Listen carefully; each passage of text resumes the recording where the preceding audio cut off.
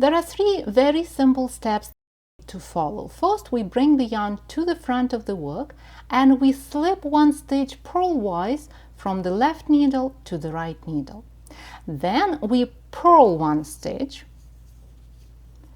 and insert the tip of the left needle from left to right into the slipped stitch, that is now the second stitch from the tip of the right needle, and pass it over the purled stitch and off the right needle.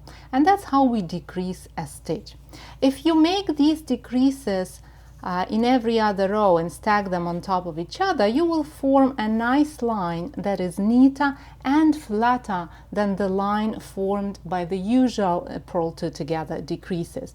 To help you see the difference, I made a swatch using the regular purl two together decreases, and if you look at the swatch at this angle, you will see that the line of decreases is kind of elevated. It kind of sits on top of the fabric, and when you feel this line, you will notice that every other stitch is twice as thick as the rest of the fabric. That happens because we purl two stitches together.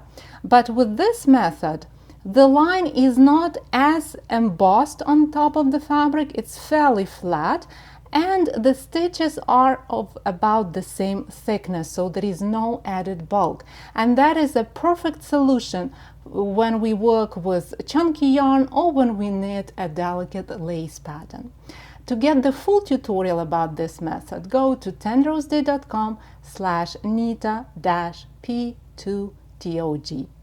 Happy knitting, my friend. I'll talk to you in the next tutorial.